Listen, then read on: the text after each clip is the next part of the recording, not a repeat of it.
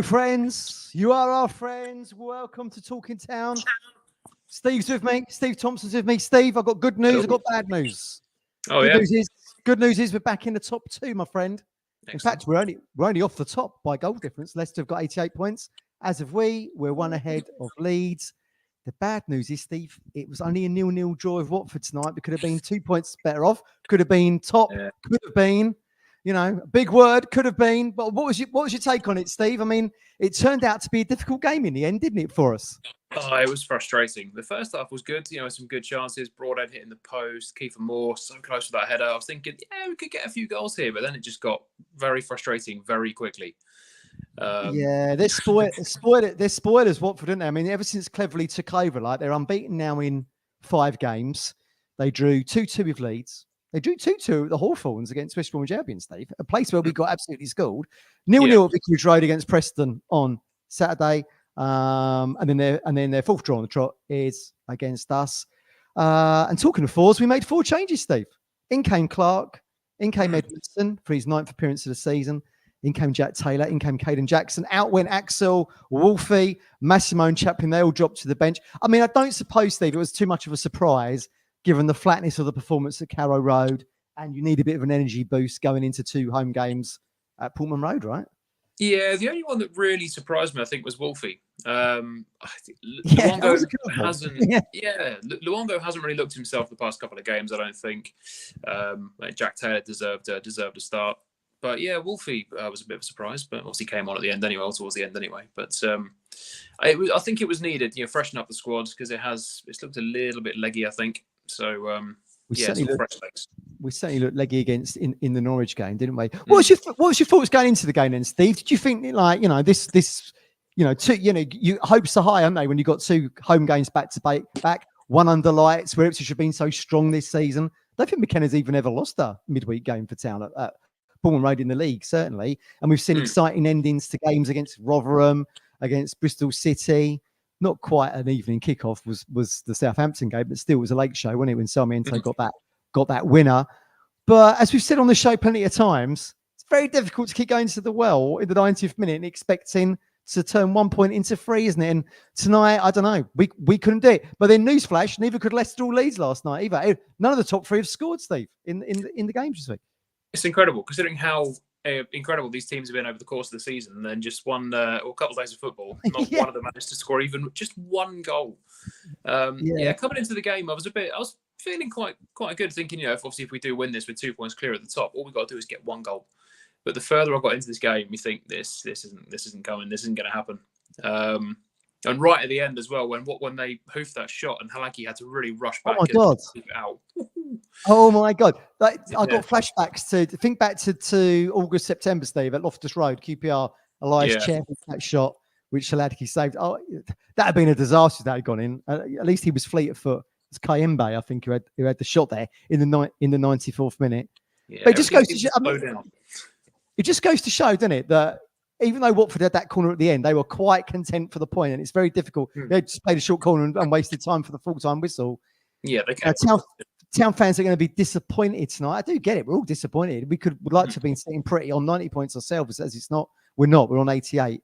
But it's very difficult to break teams down, and obviously Cleverly has come in there and made it difficult for them. He's got 4 draws in 5. He has. Here we go. Look who's joined us, Steve. It's the Cruncher. Live. Good evening. How you doing? Good evening. Right. Yeah, a bit flat, Matt. I mean, it was a tough watch second half. I thought for about a spell of 20 minutes in the first half there. I think if we score, the one that hits the post, the keeper's header, I think we're probably going to win that game, Matt. The longer it goes 0-0, you can feel it in the stadium. Everyone's getting tense. It's getting edgy. Was it flat in the stadium? It didn't. I mean, the commentator on Sky said it was a good atmosphere, but it didn't sound like the furnace you might expect when you're pushing for Premier League football. Yeah, it wasn't a Southampton atmosphere. It wasn't a Southampton atmosphere, but you never know, Matt. At the end of the season, that might be a really precious point that gets us over the line. But look, we're all disappointed because you look at them results last night. That's football. You know, that's football. One draws, the other draws, one loses. I mean, it's 4 games to go. It's just who holds their nerve now, Matt. It really is. But I don't think we're playing well. I said last night, I don't think we played well for a few weeks. Watford done a good job on us, didn't they? I think you've got to look at what Tom Cleverley's done there. He's made them solid, isn't he? I think that's 4 draws in 5. He's not lost a game. Then we could have lost the game right at the end there, Matt. Yeah, absolutely. We were just saying that. Was your heart in your mouth from that when he had that? Well, it was a hoof. I mean, he's done well, hasn't he? Like, he's done well just to get it wide. But what was his starting position? Yeah. Where was he when he started on that save? I think he was sort of out just on the corner of his area. He just didn't hit it, and he run back and he's managed to claw it away, hasn't he? But look, we're all disappointed, Matt. But it's another game ticks off. We're back into second. You know, it's still in our hands. You have to look at it like that. I know we wanted to go top tonight, but we haven't. But we've not lost the game. We need to just be a bit realistic. We haven't actually lost the game. We have taken a point. You know, we all wanted 3, but the thing to do is if you don't play well and you don't win the game, just don't lose. So we've kept a clean sheet, but the goals are dried up. I don't think the subs really impacted the game when they come on. I mean, Chaplin didn't hardly get a touch, Matt. So no, yes, it's just one of them nights. You've got to just tick it off, go again Saturday, throw everything at that game Saturday because they know that then they've got 2 weeks off. So it's a really, really important game Saturday. They just keep getting bigger than the games, don't they? But it's looking to me that you're going to have to win at least 3 games. Well, I mean, look, I did say last night that I think if we won, Steve, I said this last night, I think if we'd won all 3 of our home games, and I think automatic promotion was almost, well, not certainty, but you'd be sitting on, what would that be, 87 plus 9, 96. See what you take from Coventry and Hull. It now seems like we're going to have to probably take something, Steve, from Coventry or Hull. Probably a 3 point somewhere on the lines there. That's not going to be easy. Leicester and Leeds, and it won't be easy, will it? No, not at all. It's one hell of a run in, isn't it? You know, there's some tricky games that you look on paper and you think, yeah, probably winnable, but they are going to be tricky games. Yeah, absolutely. Not expecting Blackburn to do us a favour. They got whacked 5-0 tonight at Bristol City, didn't they? So, and did Hull beat Middlesbrough? That was 2-1 the last time I saw. It was 2-2. 2-2, I think. Again, it's going to be it's just a bit flat, Matt. It's just a bit flat after the derby on Saturday. We've all come down here tonight expecting a win, but that's football. You know, you just have to move to the next game. Are you surprised though? Me and Steve were just saying Leicester, they get done 1-0 at Millwall. Millwall, are goddamn awful when we played them, and in Leeds couldn't break down Sunderland last night. And ditto, you see the same. So we can only presume that. Even though McKenna and co tell us we're not looking at the table, clearly the pressure of promotion is laying on everyone's shoulders, right? On the top 3 shoulders. We can all say that Watford have got nothing to play for. They're sitting in mid-table, but they come there tonight and they've done a really good job for the fans, for the manager. Yeah, credit to them. It's up to us to break them down. You know, we're the home team. They sat behind the ball, didn't they? They didn't really offer a lot. No, but I thought that was the 20-minute spell for me where we win that game. Up to half time, and then we started really sloppily, didn't we? About the first 15, 20 minutes, Matt, we couldn't get going, we couldn't get hold of the ball. And then you think you're going to bring the subs on and they're going to make an impact, and they didn't tonight. And that's not going to happen all the time, is it? We've been really lucky this season, you know, when we brought people off the bench and they've already all had an impact. Thought Kiefer Moore struggled. Yeah, we're just huffing and puffing a little bit at the minute, and just hopefully Middlesbrough will come there Saturday and. Hopefully they'll come and want to play, because we all know, Town, when a team comes and plays against us, I think, I've said before, 9 times out of 10, I think we win them games. It's them teams who come and with that low block and sit in, it's always difficult. If you don't get that early goal, and the longer the game goes on and the magnitude of games that we're playing at the minute, you know, everyone's going to be nervous. It's only human nature, man, that the fans are going to be nervous, and even the players, because, like I said last night, we've got a magnificent opportunity here to get out of this league and play Premiership football, but still got to get that job done. Still got to get over the line, and ain't going to be straightforward. We go again Saturday, don't we? We go again Saturday, Matt, as we say. We do. All right, fellas, I'm going to drop you out. We've got Kurt's coming. Steve, great to see you. Cheers. Catch up soon, yeah. All the best, mate. Martin, we're going to bring Curtis in. Is he going to bring Curtis in? All right, Steve, you might be staying a bit longer here, my friend. I'll stay a bit longer, that's fine. Martin's, they've clearly just served dessert in the hospitality area at Pullman Road. Steve, were you expecting Ipswich in the second half? Because we finished the first half quite strongly, didn't we? Were you expecting Town to come out as they have done in other games in the second half, like the Bristol City match, and do something? Oh, Kurt's here. All right, Kurt. Hi there, bud.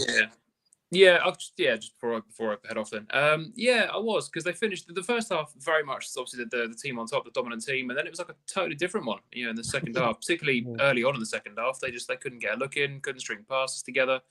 The frustrating thing is they didn't seem to learn from any corners or free kicks that Watford have beaten them to every single header. Big team, Watford. Yeah, quite a tall team, I think. Yeah, and it was just the same thing, corner after corner, and sort of free kick after free kick. It was they beat us every header. Never mind. All right, Steve, take it easy, my friend. See you soon. All the best. Right. Curtis, how you doing? All good, mate. How are you? I'm good. I'm fine, thanks. I mean, look. Yeah. Listen, it's like, look, we was all hopeful of 3 points tonight, and we'd have been first in the table outright with 90. Leicester would be on 88. Leeds would be 87. It hasn't worked out that way. Yet we still moved back into second place with 88 points. We're 1 point ahead of Leeds. We keep matching what Leeds do till the end of the season. We'll be looking forward to the Premier League football. So, I mean, that's my kind of spin on it. What did you make of it? Did you think we were going to? Did you think we'd bounce back from the derby on Saturday and get 3 points? What was your thoughts? I think I saw more drive from us tonight than I did in the 90 minutes in the derby game. But I won't say I'm too disappointed tonight. I thought there was many. I thought there was many of the same qualities that we had in the away game at Vicarage Road. I thought it was a tough game between both sides. That was a tough game there, wasn't it?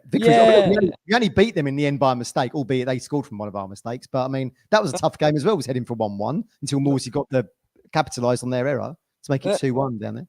And I think what you also have to think is instead of thinking it as 2 points dropped, it's actually in that last gasp moment. It's actually 1 point gained, because we quite easily that ball could have easily gone floating over Vaz. Oh my God! That could have been a monumental. Oh, it was one of those heart in mouth. What? It was now, save it. He did, thank God. Fantastic on him to get back at the speed he did and claw it back. But it's one of them. It is a point gained, but I'm not too disappointed tonight because in all fairness, the only thing I wanted to see was a bit more fight from us, because I did think we were lacking that against Norwich. But for what reason do you think that was, Case? Did you just think the occasion got to the players? Was too much? Yeah, I've seen the reason about the way the Southampton game ended. I know some people have said that maybe that sapped it out of us, but I don't know. I think you've got to take these games in isolation, and then at the end of the season we can look at it as a whole and see what happened there. But I don't know. I think it was against Norwich again, and I know it's horrible because it was 15 years, but it's one of those things. These days do happen. But tonight it's one of them. I mean, we had Kiefer Moore's header, which on another day would. I mean, he had the power. He got the It's a good cross, wasn't it, from Hayden? Oh, it was fantastic. The cross and the timing of the header was pinpoint. It was perfect, and it was unfortunate that it was right at the keeper, because everything was bang on about it, bar the direction of where it was headed. Broadhead was quiet on Saturday, wasn't he? But he was kind of front and centre on all our chances, other than that keeper one. I mean, it's the post. It's on. I don't know what minute it was, but it's the post, doesn't it? Yeah, it 36. Takes a slight deflection, that, doesn't it? I think it takes it onto the post. But again, another day that goes in 1-0 up, and then we can almost kind of ride it out really for the rest of the game and press like we normally do. But again, I think it just wasn't our night tonight. We had the chances, and I mean, to be fair, I looked at the stats at half time. I think it said there we had 3 shots on target. Obviously, 2 being, you'd imagine, being that Moore header and the Broadhead on the post, and then I think Broadhead also had a shot straight down the keeper's throat again. So there's your 3. I think Watford, it said they had 0 on target. 0 on target the first half. So 0 on target in the first half. Yeah, you're right. Yeah. So the expected goals was like 0.07.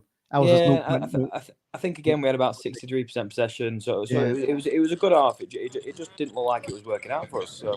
Oh, look who's dropped in, Kurt. How you doing? Yeah, I'm good. Down here with all right, how you doing? Good to see you. Good to see you. Mike, have you calmed down after the derby, or are you still a bit calm. rancid? I was calm until today. Yeah, till tonight. What are your thoughts? Because like we've seen Leeds stumble last night against Sunderland. I struggled at the start when I saw the lineup. I didn't want Taylor playing in that role. Proved to be the case. He was absolute dog shit tonight. Not a great player in that position. Really doesn't. He's not a number 6. He's a number 8. He plays further forward. That's where he does his damage. But tonight, there was times when they were cutting through our midfield, then our wings, and we look. To be honest with you, at one point I thought, you know what, they're going to score here because they were better on the ball sometimes and most of the time than us. We huffed and puffed, but yes, I know we hit the post in the first half, but in the second half, I said to my brother and I said to a few guys around me, this is going to end up with 0-0.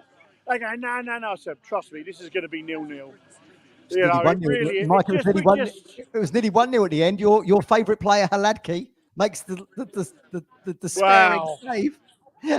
Well, I tell you what, I was right behind that, and as it was coming over, I thought, is he going to get there? Yeah. Because I'll tell you what, it didn't look like it. But no, credit to him, he got there. But look, I mean, Watford are good on the ball. Their finishing is somewhat woeful, but this is now 2 games without us scoring. I wasn't overly impressed with the midfield tonight. You know, like I said, I think Travis would have been a better option coming in there if Luongo was tired. But Taylor, for me, could have been better off coming on off the bench rather than starting. You know, I get a few people sort of wanted him to start, and look, I can understand that thinking, but for me, it just didn't work, and it showed when he come off. You know, we had a lot more bite in the midfield, but look, I'm disappointed tonight because we lost to bloody Norwich, and now it's now another game without a win. And I know that we're joint top, but look, we had an opportunity, and that's like Leeds, Ipswich, and Leicester. No one wants to win the league. Well, no one wants to get promoted. It's pressure, like, isn't it, Mike? The pressure of the situations. Me and Curtis were just saying, it's the pressure of promotion, isn't it? I tell you what, we don't have to miss Burns and Hurst because again, more tonight. Lots of huffing. I mean, he should have scored twice there. Like, one of them was an absolute blinding sitter, right behind it, and it was like, all you got to do is hit the target. But there we are. It is what it is.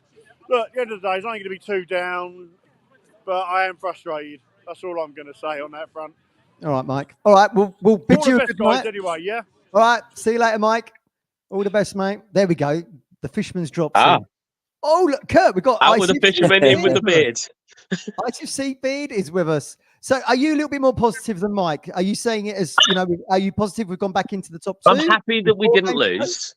Yeah. I'm happy we didn't lose. We just looked toothless. Like, even the last 3-4 games, I'd say we've not scored any clear-cut goals other than scrappy ones. And I think it showed we've been very niggly, like all the injuries we've got built up. Yeah. And I think it's showing our fatigue at the end of the season. It's evident to see. Would you agree with that, Curtis? Do you think we're looking a bit fatigued? We certainly looked fatigued at Carrow Road, but I certainly thought we looked bright this evening. And probably half-time, Curtis, came at the wrong time for us, didn't it? Because we were on top with that last 20 minutes of the first half. Yeah, I mean, I think this is where the quality of the team starts to shine through. I mean, we've got to remember this team is predominantly a League One team. It's not been a team that's been built over time in the Championship. This is a team that, quite honestly, is playing out the socks. So this 100%. We're massively overachieving from what everyone give us chances. But I guess we've been spoiled, really. This last run of games, it's frustrating to watch. I mean, it's one of them. I think this is definitely where luck starts to play the hand. I mean, Ewood Park was an absolutely mental game. I mean, to have 3 goals disallowed in one game. I mean, look, but this is that end of the season where these things can either fall for you or they don't. So it's frustrating to watch at the moment. But again, we're missing players like Burns, who I think is a massive loss down that side. I mean, I know Mike said we miss Hurst there, but in reality, since his injury, we've not really had a massive dip in form. So I won't say we've. I still think though we had enough quality on the pitch to be able to do something today. 100%. I agree a bit in parts with Fisherman about Taylor. Yeah, he was woeful today, but I can see the logic behind playing him there. He wasn't woeful. I don't think he was too bad. He wasn't the strongest option tonight, I don't think, but I can see the logic behind it. Yeah, I mean, look, we said it on the show last night. When we last do the show last night, we said that it was last night. I'm in the bubble world. We said that Taylor would probably come in. And he does a few goal scoring threat. We've not seen it in the recent months, but think back to some of the worldies he scored this season. Do you know what I mean? I think Swansea was one. The goal against Wolves in the League Cup. I mean, he can hit a shot, and no one else really brings that to the table, do they? Yeah, and that's exactly why I could see the logic of playing him there. You know, Travis, he's your dog at the back. You know, he will fight in that gap, and he'll win you the ball. But then that's exactly what Morsey does. So, you know, you kind of like, you kind of need someone who can play off that. Yeah, absolutely. Curtis, you've been on the show pretty much since we started in the lockdown years. If we all just paused a minute and said, you know, in a few years' time, with 4 games to go of the season, you'll be sitting on 88 points and looking at the Premier League on the horizon. I mean, I would have snatched at this. I would have snatched it. Self-moment, isn't it? We would have snatched it, right? I mean, in all honesty, some of those lockdown days. I don't even know why a lot of us joined on the show, because what did we even talk about back then? Because we've lost again. Yeah, I mean, I'm not surprised people probably didn't want to watch back then, because it would have probably been the most depressing thing to watch online. But you know, misery likes company, right? Yeah, I think that's the only thing that helped. That's the only thing that helped is that we could all join in misery together. We could all sit, like, just rest our heads on each other's shoulders. Yeah, but it's I'm not crying. You're crying. Yeah. Well, ITFC Bid, were you a big fan of the Paul Cook combo? Cookie putting Burgess and Edmondson together this evening. That was old school move. That was. You say what you like about Cook. He did. I don't know. He brought in some good players, and he got rid of the deadwoods. He brought in Bolton, brought in Morsey. He brought in players. Yeah. Right. Yeah. So we do owe him a lot, but he just couldn't get us to work, I guess. You know. So Cookie. Absolutely. I do miss him. Bless him. Are you a fan of Amari in the 10, or do you prefer Chaplin there and Amari on the right hand side and Caden dropping to the bench? I think it depends what team you're playing against. I do prefer seeing him in a 10, but I think what we are noticing now with Amari is, especially as his talents are starting to shine through with the more consistent game time that he's getting. I mean, I saw tonight quite early on in that game. He was getting he was getting tag teamed on or for the majority of that game. So these teams know that these flair players that we do have, they're going to get doubled up on. They're going to get doubled up on, and therefore they're going to get nullified by it. It's just up. He is easily muscled off the ball. Yeah. As soon as they've got a bit of strength, that's it. Boom, nudge, done. Yeah. The problem I've got with Amari is now I watch a lot of Goldbridge, right, when he's doing his watch-alongs, and he's always like lambasting Rashford. Too many touches. I feel like Hutchinson is the same. Too many touches. Matt, that's what you need to do. You need to do a watch-along. We need to do a watch-along. Yeah, cool. Bloody hell, can you imagine? I think that's the one criticism I've got of Amari. I think he's been great, and Curtis, we've seen him grow this season from a very raw player that came online from Chelsea. We saw him pre-season to what he is now. I just feel like sometimes just pass the ball a little bit quicker. Just holds on to it for too long for my liking. But I mean, look, that's a minor quibble in a great season that he's had. And I think in all fairness that will come with again with the more games that he has in his career. But I mean we're coming from a side that we were once screaming out for Keenan Bennett to pass the ball. And he's still in Germany, by the way. He's in Bundesliga too now, Keenan Bennett. So it's one of them. I think as he matures, I mean, like you say, I mean, this is one seat. This is his first year in proper professional football in a lone club. So all these new experiences that he's getting. I mean, I'd love to see him 5 years down the line and see what he's doing then. I think it's a victim of the success, right? Because he's playing well. Now teams are switched on to him, and they're like, okay, this is obviously an obvious threat. So they are doubling up on him like they are, you know? The more we're playing him. Do you agree? The in-stadium announcers gave him man of the match, didn't they, from the sponsors? Beer, did you agree with that? Did you think Amari was? I mean, I would probably have said Amari myself, just because he just saw loads of the ball, didn't he? Mm-hmm. Between him and Leaf done well, I think, again today. Would Leaf be your player of the season, Beard? 100%, yeah. Yeah. Would you agree with that, Curtis, with the assists and everything? Would you say I did pop my vote in the Did old you? ballot. Did I did say Leaf Davis, and I know it's looking like a 2-horse race between Morsey and Leaf, but I don't know. For me, I think a defender breaking the record for getting the most assists in the Championship, I think is an unreal stat. Bearing in mind this is a defender that was also banging the assists last season in League One, and he's only progressed further this season. So yeah, for me, yeah, he's definitely player of the year in my books. What are you both thinking? What are you both thinking for Saturday then? Because Middlesbrough on the horizon, Curtis, and could you see everyone who sat on the bench this evening coming back in? Does Axel come back in? Does Wolfie come back in? Massimo into midfield? Does Chaplin come back in as a number 10? If we play like this, it's going to be another draw. I don't think who we put in, it's how we play. If we sit back like we have today, and we're just not taking our chances, it's going to be 0-0 every time. I don't see them scoring, but we're not going to do anything if we're not got them biting on. Yeah, absolutely. I mean, I guess, Curtis, it helps us a little bit in knowing what we've got. Well, maybe it didn't help us this evening, did it? Having played after the other two, or the day after, 24 hours later. But of course, Leicester go to Plymouth on Friday night, and then we play Saturday at 3. Is Leeds at 3 o'clock? No, is that an evening game? Does anyone know? Tell me in the comments. Yeah, I'm sure about that one. But at least we know what Leicester would have done, Beard, by the time we kick off on Saturday, right? Yeah, this is our prime opportunity. Like, I don't know if you saw in the Discord me putting the old the results for Leicester and that. Again, Gav, you need to get in the Discord.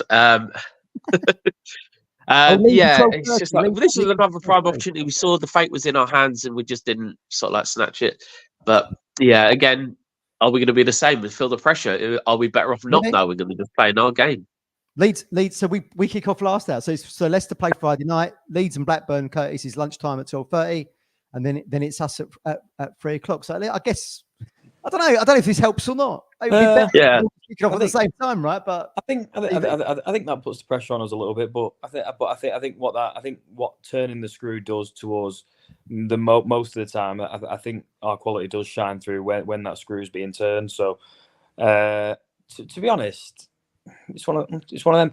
You got to take one game at a time. I think the good thing is that hopefully we've got a short amount of time, but it's a nice amount of time between now and Saturday. And to be honest, I'd say Borough, if they play the same way that they did when we played them at their ground, we should be absolutely wonderful. Obviously, you've got to bear in mind the fact that we did have, I think, Burns and Hurst on the pitch on that day. Could win that. And how beautiful would it be for Sam to get a goal against them? It would be yeah.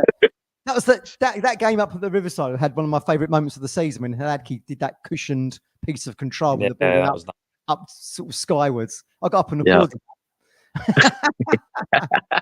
Well, we've got. I don't know if we've got anyone else coming in. Martin, have we got anyone else coming in? Talk to me, Martin. Talk to me. It's my best Terry Tibbs impression. He was one telling me you need to do a watch along. Yeah, absolutely. Another great crowd in tonight, boys. 28,589. It's brilliant. That's just me. Yeah. It's brilliant to see the town supported again midweek. Thoughts then? So ahead of Middlesbrough, Curtis, if we don't speak to you before, after you've watched the scene, what do you think of the result might be against Borough? Do you think we can go one more and get 3 points? I think it's one of them. Same as usual. Again, like I say, I saw more fight tonight than I did at the weekend. Yeah. If we show the same amount of fight as we did tonight, I don't see no reason why we can't get the 3 points. Like I said, it's these games now. It's I think Rich said on the show yesterday. It's all right saying like it's not. It's just about the points. So obviously we want to all play as well as we did in the many games we've had previously. But at this moment in time, I don't care whether we scuff a ball in. I don't care whether if it's like an Aaron Drinnan shot off the knee against Crewe Alexandra. One of the great goals of our time. Yeah. I don't care how or when it goes in. I think at this moment in time, it's just about getting it in. It's just about we need to get over the line. Yeah. And Beard, you echo those thoughts presumably. Yeah, exactly. Yeah, obviously, I'd like us to take our chances. You know, if we've got a clear-cut chance to take them, but a goal is a goal. At the end of the day, even if it's an own goal, I'll cheer it as if we scored a proper goal. yeah, absolutely. All right, guys, thanks very much. We've done half hour. It's finished 0-0. We're back in second. Promotion is in our hands. We'll be back on Friday night. It's me, Cruncher, Milk Tray Man Ben Adams is going to join us again. So tune in as we count down. We look back tonight. We count down to Middlesbrough. And 4 games to go, everybody. We can see the Premier League on the horizon. Take it easy. All the best. You make me smile when I think of you.